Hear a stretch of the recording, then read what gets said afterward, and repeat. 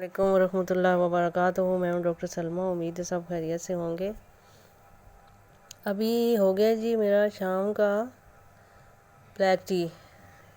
تو اس کے اندر میں نے کچھ باقر خانیاں ڈالی ہیں کیونکہ میں تھوڑا سا ریفریش ہونا چاہتی ہوں. تو چلیے گفتگو کا آغاز کرتے ہیں. تو میری آج کی گفتگو میں جو کنیزوں کا ذکر تھا نا، آپ کو پہلے میں نے ویڈیو اپلوڈ ہوئی ہے میری، اسی سلسلے میں آگے چلتے ہیں. مزید کچھ آپ کو سامنے شو کرتی ہوں. اب جیسے کہ حضرت آدم علیہ السلام کی شادی ہوئی حضرت حوا کے ساتھ، تو صرف وہ دونوں ہی تھے اور بیچ میں اللہ اور وہ جو فرشتے ساتھ ہمارے ہوتے ہیں. بس انہوں نے ایک دوسرے کو قبول کیا، ایک دوسرے کے دوست بنے. دوست بننے کے بعد پھر جو ہے نا، انہوں نے جب ان کو ایک دوسرے کے ساتھ ٹائم انہوں نے سپینڈ کیا، ٹائم کے بعد پھر ان لوگوں نے وہ جو اللہ تعالیٰ چاہتے تھے نا کہ دنیا آباد کی جائے، تو اللہ نے جیسے بچے کو بندہ کسی چیز سے منع کرتا ہے نا، وہ وہی کام کرتا ہے. تو انہوں نے کیا کیا تھا کہ انہوں نے بھی وہی کام کیا کہ جس چیز سے اللہ نے منع کیا. انہوں نے کہا تھا کہ یہ درخت ہے وہ گرم ہے، یہ نہیں کھانا آپ لوگوں نے. تو وہ انہوں نے حضرت حوا نے جو ہے نا، وہ ان کے اندر کے شیطان نے ان کو ورگلایا اور حضرت حوا کے ہاتھوں سے انہوں نے کھا لیا. اس طرح پھر اللہ تعالیٰ نے ان کو پہاڑوں پر تھے، پہاڑوں سے پھر وہ نیچے آ گئے. جیسے کہ پہاڑوں کے لوگ رہنے والے ہوتے ہیں نا، وہاں سہولیات نہیں ہوتی تو وہ شہروں میں آ کے محنت مزدوری کرتے ہیں اپنی اولاد کے لیے. تو یہ چیز تھی. تو ان دونوں کی جو شادی ہوئی تھی صرف ایک دوسرے کا ایجاب و قبول تھا. اصل میں وہی چیز سٹارٹ سے اب تک چلی آ رہی ہے، کیونکہ ہم آدم کی اولاد میں سے ہیں نا. اس اولاد میں سے جنہوں نے نافرمانی کی، ان کو چھوڑنے کا حکم ہے، چاہے آپ کی اولاد کیوں نہ ہو، آپ کے بہن بھائی ہوں، آپ کے والدین کیوں نہ ہو. بندہ اس وقت تک مومن نہیں ہو سکتا جب تک کہ نبی پاک جو ہے نا، اللہ کے جو رسول ہیں پہلے اور آخری، وہ جو ہے نا جو چیزیں وہ کہیں، کیونکہ وہ تو وہی کہتے ہیں جو اللہ فرماتے ہیں ان سے، جو کچھ وہ کہیں اگر ہم اس کو فالو نہیں کریں گے تو بندہ جو ہے نا اس وقت تک مومن نہیں ہو سکتا جب تک کہ ان کی بات نہ آگے ہو جائے سب سے. اور میں نے اپنی زندگی میں ایکسپیریمنٹ کیا ہے کہ انسان کی زندگی میں اس کے والدین اگر زندہ بھی ہوں نا، اگر وہ اس کے ساتھ حق سچ پہ نہ ہوں تو ان کو چھوڑ دینا چاہیے. وہ بلکہ چھوڑ دیتے ہیں. آپ حق سچ پہ ہوں گے تو آپ کو چھوڑ دیں گے. حق سچ پہ جو بندہ ہوتا ہے نا، اسے ساری دنیا چھوڑ دیتی ہے، وہ اکیلا رہ جاتا ہے. تو یہاں سے پتہ چلتا ہے کہ حق سچ پہ اگر آپ تھے تو آپ کے تو والدین نے بھی آپ کا ساتھ نہیں دیا. ہمارے بہت سے بہن بھائی ایسے ہوں گے جن کے ساتھ یہ واقعے پیش آئے ہوں گے کہ وہ حق سچ پہ ہوتے ہیں تو ان کو سب چھوڑ دیتے. تو بالکل بھی پریشان ہونے کی ضرورت نہیں ہے، کیونکہ حق سچ پہ بندہ ہمیشہ اکیلا ہی ہوتا ہے. ٹھیک ہے. تو ابھی جو معاملہ ہمارا چل رہا تھا کنیزوں پر، تو کنیز کا مطلب ہوتا ہے ایک خزانہ. اب دیکھیں ایک خزانہ ہے، اس خزانے کے مختلف جو ہے نا وہ پہلو ہوتے ہیں. ذرا غور فرمائیے گا اس بات پر.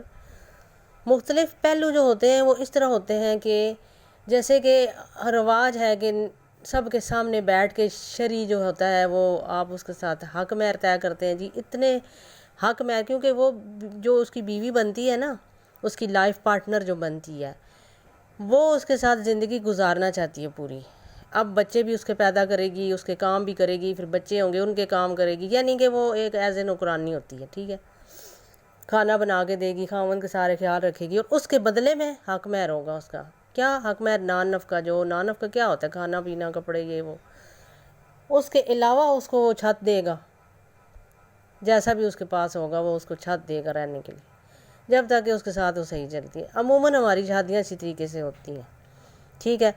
اب یہ والی ہوگی لوگوں کے سامنے کہ سب کو پتہ چل گیا کہ ہاں جی یہ اس نے بیوی رکھی ہوئی ہے، اور کل کوئی وہ بات کچھ اس طرح کی کرے گا تو پھر ہم اس کو بولیں گے ہم تو تمہارے شادی میں شامل تھے، تم تو اب اس کے ساتھ غلط نہیں کر سکتے. تو آگے سے وہ خاوند کیا کہتا ہے، بھئی یہ ہمارا تو گھریلو معاملہ ہے، یہ میٹر ہمارا اپنا ہے، آپ اس میں نہ بولیں. تو پھر وہ بندے کیا کریں گے؟ پیچھے ہٹ جاتے ہیں.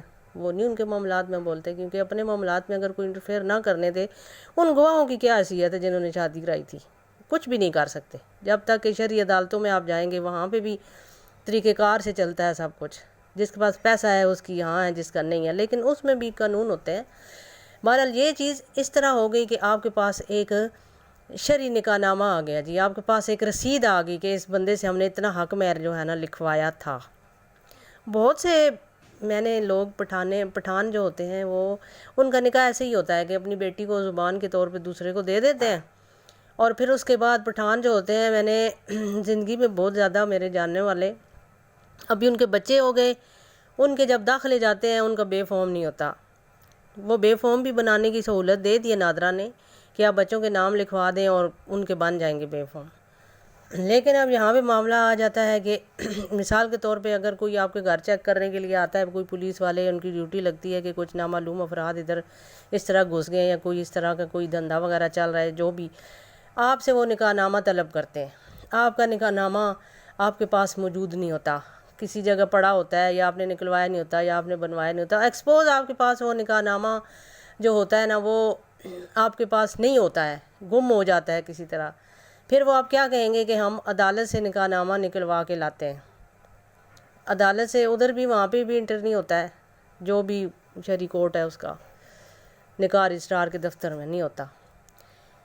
اچھا پھر کیا ہوا کہ ان لوگوں نے، پٹھانوں نے کیا کیا ہے کہ بچوں کے بے فارم تو بنا لیے، لیکن اب وہ کیا کریں، ہاں جی فلاں بندے نے جو ہے نا ہمارا نکاح پڑھایا تھا، ہمارے پاس نکاح نامہ تو نہیں، فلاں بندے نے ہمارا نکاح پڑھایا تھا، آپ ہمیں کوئی اس طرح تھانے میں بند نہ کریں، کچھ نہ کریں، ہمارا نکاح تو انہوں نے پڑھایا تھا۔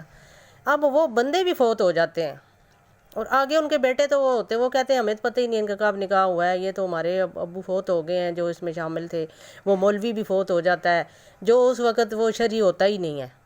اب یہاں پہ کیا ہے، اس نکاح نامے کی تو کوئی حیثیت ہی نہیں ہے، کیونکہ وہ تو آپ کو وہ جو جنہوں نے کرایا تھا وہ تو زندہ ہی نہیں تھے۔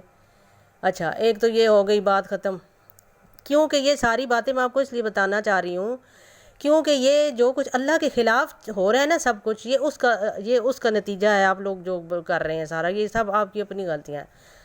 سارا کچھ اس ٹاک میں سنیے گا، آگے مزید دوسرا پارٹ بنا لوں گی اگر باتیں رہ گئیں تو، کیونکہ یہ لیڈیز کے لیے، جینٹس کے لیے، دونوں کے لیے بہت مفید باتیں ہیں۔ اب کیا ہو گیا کہ وہ نکاح نامہ چلو جی گواہی موجود نہیں ہے، تو وہاں پہ پھر کیا ہو گیا، وہاں تو پھر بچے بھی آپ کے پیدا ہوئے تو کہیں گے پتہ نہیں اس عورت کے پہلے خاوند سے بچے تھے، یا انہوں نے حرام کے پیدا کیوں، یا کیا حساب ہے، بچوں کی تو کوئی وہ ہوتا ہی نہیں جی۔ تو یہ جو سسٹم ہے نا یہ بہت چلا ہے۔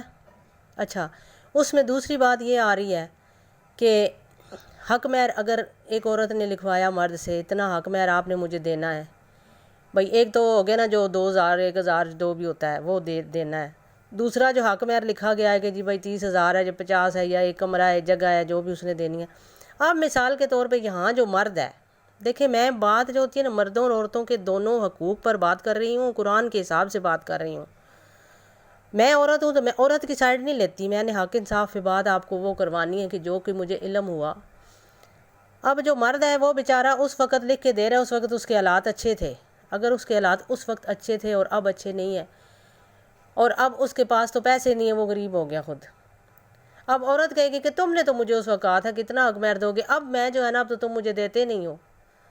اب وہ عورت اس پہ نہیں، تم نے تو مجھے اتنا ہی خرچہ جہاں سے مرضی لا کے، تو اب وہ بیچارے مرد کبھی کسی سے قرضہ لے رہے ہیں، کبھی ایکسٹرا کام کر رہے ہیں، کبھی ساتھ مزدوریاں کر رہے ہیں، کبھی یہ جی اب تو میرے میکے میں وہاں فلاں جگہ پہ شادی ہے جی میں نے جانا ہے وہاں پہ، اب تو فوتگی پہ جانا ہے، نئے کپڑے، اب تو ایک شادی پہ کپڑے پہنے دوسرے پہ نہیں پہنے، وہ کہیں گے یہ کپڑے پہن کے دوسری شادی میں آ گئی ہے۔ اب بیچارہ مرد تو وہاں گیا ہمارا، کیونکہ اس وقت جب شادی کی تھی اس کے حالات اچھے تھے، اب اس کے حالات اچھے نہیں، وہ کیا کرے بیچارہ۔ اچھا اب سیکنڈ اس میں یہ آپشن آ جاتا ہے کہ مثال کے طور پہ وہ اپنے بہن بھائیوں کے ساتھ رہ رہا تھا اس وقت جب اس نے شادی کی تھی، تو وہاں پہ اسے ایک کمرہ مل گیا تھا، کیونکہ پھر جو ہے نا وہ گھر میں رہتا تھا، مل جل کے کام کرتے تھے۔ اب جب بٹوارا ہوا اس گھر کا تو بھائیوں نے اس کو حصہ ہی نہیں دیا، یا اولاد نے ویسے ہی کوئی نام لگا کے اس کی نافرمانی کی بنا پہ اسے گھر سے نکال دیا، یا جو ہے نا اس کا جو کچھ اور اس کے ساتھ ایسا مس ہیپ ہو جاتا ہے کہ وہ جو ہوتے ہیں نا مطلب اس کو جگہ نہیں دیتے، قبضہ کر لیتے ہیں اس کے بھائی، یا اس کی بیوی کو نوکرانی بنا کے رکھنا چاہتے ہیں، تو وہ جگہ بھی اس کی چھن گئی۔ اب بیچارہ یہاں پر آ گیا کرائے پہ، اب کرائے پہ جب آ گیا تو کرایہ کہاں سے نکالے وہ بیچارہ۔ اب اس کی بیوی تو یہ بولے کہ تم نے تو مجھے لکھ کہا تھا کہ کمرہ میں تمہیں دوں گا اور میں تمہیں گھر اپنا دوں گا، تم تو کرائے کے مکان میں، اب میری کیا عزت رہے گی۔